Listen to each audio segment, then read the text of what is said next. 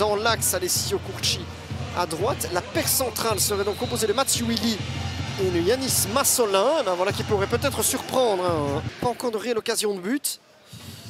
Sébastien Grandjean a évidemment appelé ses joueurs à s'en saisir des occasions. Long ballon vers Ousmane Sow, public du Lierse essaie de s'enflammer. Le centre de l'ancien joueur de l'Olympique de Charleroi. Et ça fait mouche.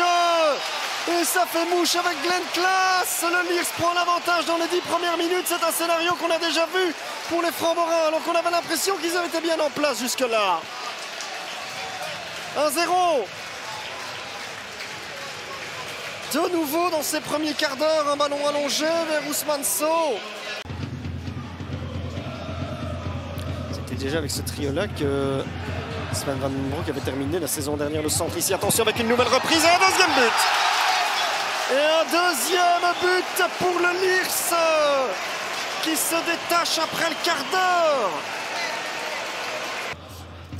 De la part d'un groupe d'investisseurs qui n'a pas vraiment de sentiment d'identification à son équipe locale. Ça vous donne la situation qu'on connaît. Et là, quelle occasion et un but, non. Oh, ils sont en train de gaspiller. Ils ont eu peu d'occasions. La touche, elle est donnée. Sow qui recombine avec Kerieyev. Et là, on peut se libérer. L'axe ou peut-être décalé maintenant Ousmane Sow pour une frappe repoussée par Libertio. Et la suite, c'est une frappe à nouveau bloquée en corner. Reynisson, ensuite la tête de Perdikitsi. Et puis, Massolin s'est écrasé, les Francs-Morins insistent dans cette fin de mi-temps. Ils ont raison de le faire, mais ça ne suffira pas. Et attention, parce que le dernier contre sera Lierrois, de Soleil. Il est dehors. Soleil pour avoir annihilé cette contre-attaque. Il est en retard, oui. Il percute son... Enfin, il a cherché à balancer.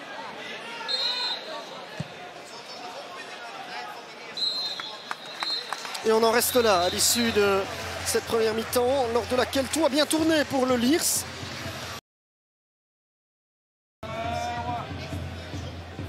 Et on le joue rapidement.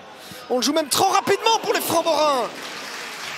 Puisque Ousmane Sow nous décoche cette frappe, elle ne rentre pas.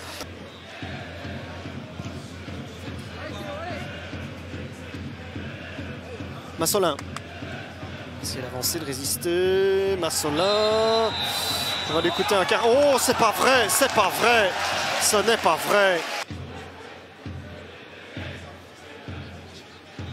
Lily, c'est très aérien. Et pourquoi pas, il y a Prunier. Oh, ça rebondit sur le montant. Oh, quelle terrible occasion là pour les Nuillés.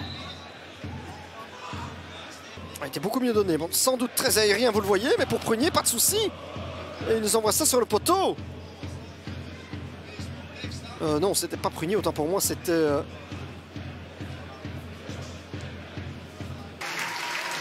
Il sort sous les acclamations beaucoup plus nourries hein, de la part du public de la chaussée du Lisp.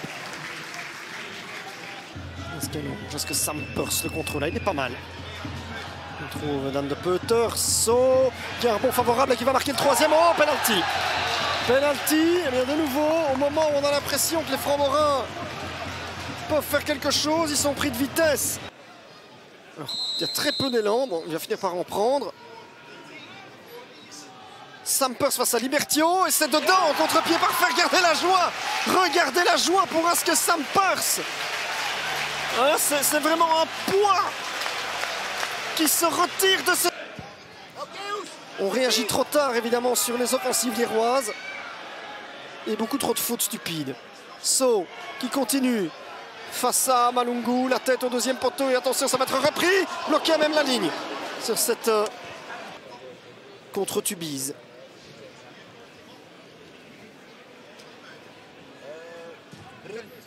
Le corner est botté. Et voilà le quatrième. Et voilà le quatrième. Pour les Lierrois qui se détachent encore plus au marquoir. Masaki, bon, lui il est plutôt dans le rôle de Brent Klaas. Masaki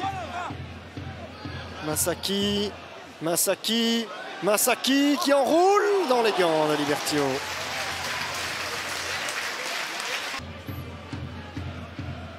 Phase arrêtée, beauté. Et on en reste là. Terminé pour Tom Stevens et pour les 20 acteurs qui terminent le match. Le Lierse a gagné 4-0 sans souffrir du tout.